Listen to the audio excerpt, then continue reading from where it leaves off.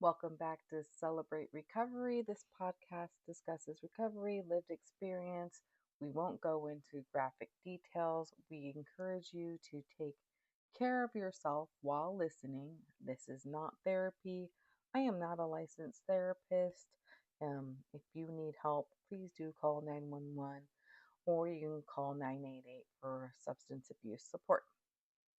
So, today we are going to define what addiction actually is, talk about why self will is a trap, and for the real addict, why your physical drug of choice is actually the least of your problems.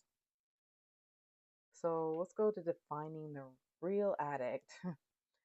We can get clinical, but let's keep it real. Most newcomers or people who don't suffer with addiction associate the addiction with the physical compulsion. I think the most common question when I talk about my recovery is how much I drank. When I first started my recovery, I was being told, well, I don't drink every day, you don't have a problem. A lot of people associate with the shakes, the sweats, the hospital stays.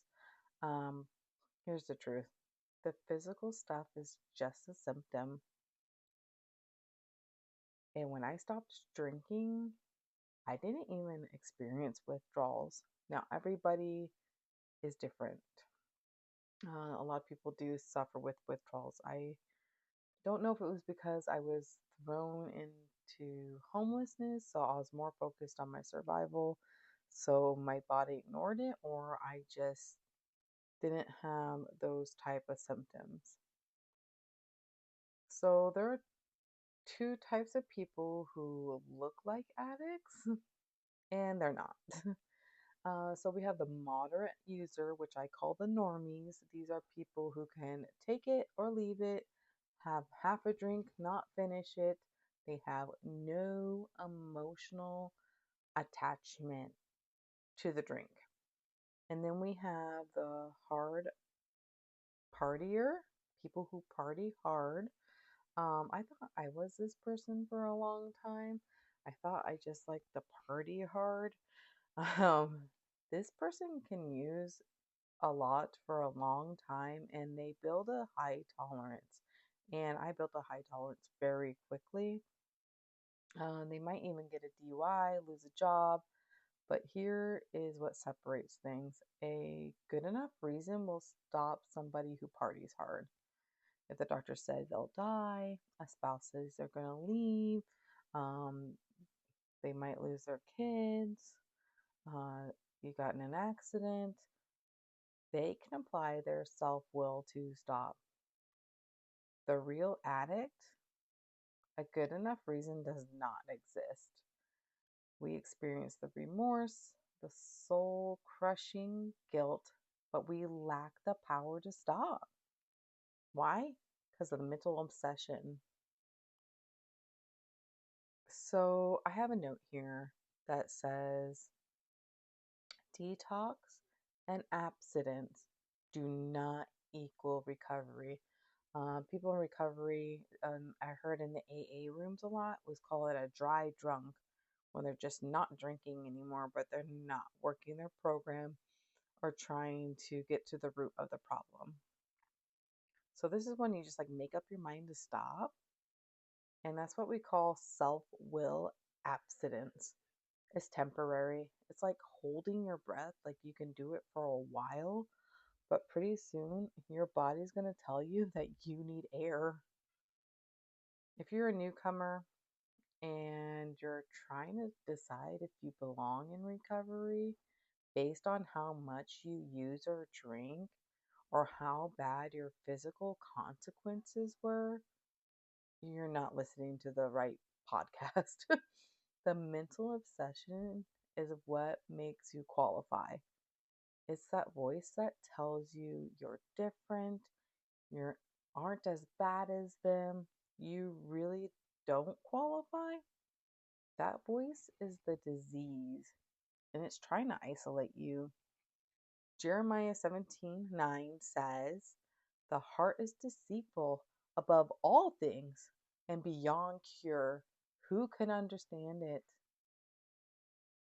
Now, in the rooms of recovery, I've seen, especially in AA, when I used to attend there, is what's called like the 60-90 day binge. We see this a lot in the recovery rooms.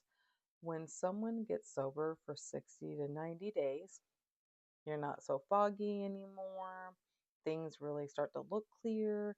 They actually their physical appearance starts to improve, but they haven't addressed the mental attachment. They haven't addressed the reason why they needed to escape in the first place, and then they go back. They think they've beaten it because the physical craving's gone. Like that craving or that substance has left their body. But the mental obsession is very, very patient.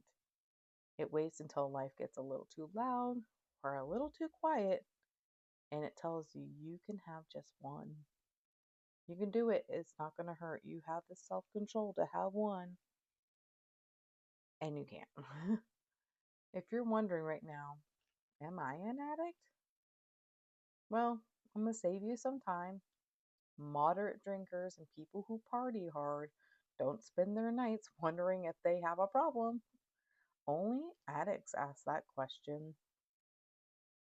So, to wrap up today's episode, shorter episode today, whether you have slow progression or you hit the gas the first time you tried it, like me, where my first drink was 5 beers and 7 double shots of whiskey, and I threw up in the neighbor's lawn, the result's the same. The common bond between us isn't the substance, isn't the jail time, isn't having 7 double shots of whiskey, or the material consequences. The bond is how we think.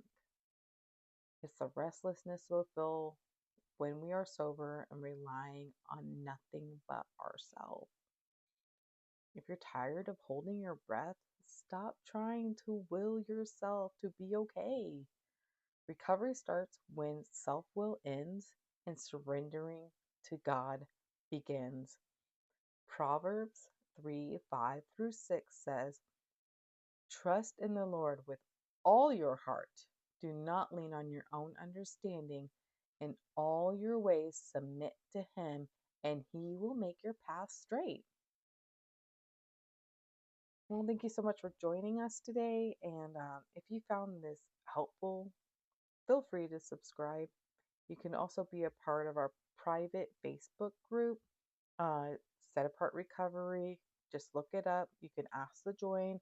It is private, so people can have their anonymity, and I can never say that word, and be anonymous, and share their recovery journey in a safe space. And so just ask to join, and I'll provide other free resources like websites where you can find a meeting or books as well. And I hope you have a great night.